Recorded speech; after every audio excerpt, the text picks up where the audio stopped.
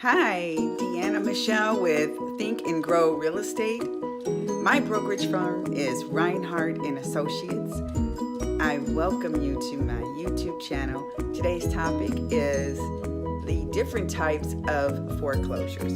So I thought I would tap into that since today I've been talking about foreclosures throughout the day. So I thought I would just keep the momentum going. I hope you enjoy.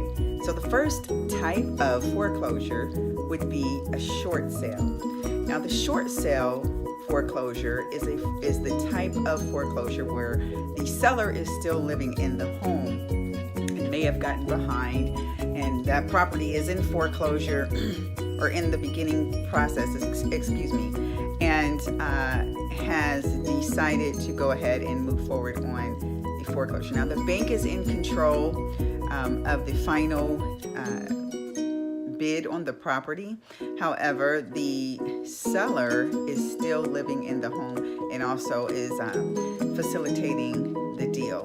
So the foreclosure on a short sale or a purchase on a short sale may take anywhere from 3 to 6 months. It could also take even up to a year with a short sale. That is the difference between a regular bank-owned foreclosure versus a short sale. It takes a little bit longer, and also with the short sale, the price is an estimate. So you could bid a certain amount and think you're going to get it for that price, and then the bank says, no, we want more. So, or less. Well, they will never say less, but in a short sale, the price is not set in stone until the bank has come back and said, yes, this is what we will take in writing, and then you will move forward. The second foreclosure I want to discuss is the bank-owned foreclosure, the REO, real estate owned by the bank. So if you see REO, that's what that means. That is definitely a solid price. When you see a bank-owned property for sale, that is definitely a solid price. There is no negotiating.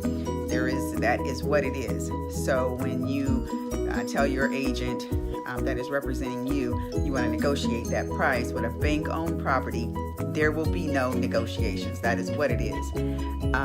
So keep that in mind. It usually takes about 30 to 45 days to close on a bank-owned foreclosed property. A property that the seller no longer lives in, the bank owns it. You can close even in 15 days if it is a cash deal. So keep that in mind. You can close pretty quickly or pretty normal with a bank-owned foreclosed property. Third, I want to talk about auction.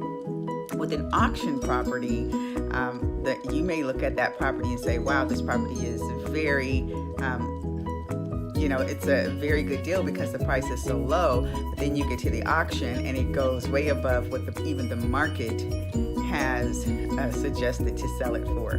So it can be kind of tricky with a auction property because you're going to be bidding and the bid may go way over what you even intended to pay.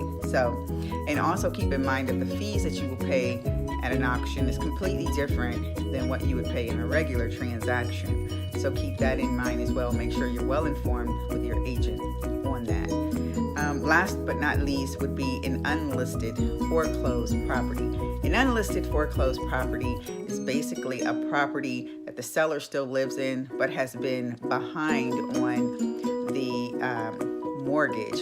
And so what happens is third-party agencies or companies see that is going on through court records, and so they just go without even contacting the seller and list that property as a property that is going to be foreclosed on based on what has happened and based on the fact that they are behind on their mortgage without even telling. And so then you go and contact that seller, and they say they're not even selling their property because they have no idea that property has been listed. So an unlisted foreclosed property is one of the ones that maybe you have contacted your agent about and they can't get any information on it because that property was never really listed.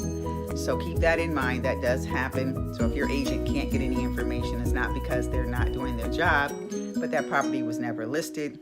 and was never even supposed to be on the market to begin with. So I hope this video has been helpful. The 4 different types of foreclosures. And if you are looking for more information, please tune in to my next video, which will be on foreclosures as well. And I look forward to sharing more information with you daily, every day, every week. So again, enjoy the rest of your day, and thank you for tuning in to my YouTube channel, Think and Grow Real Estate. Please subscribe.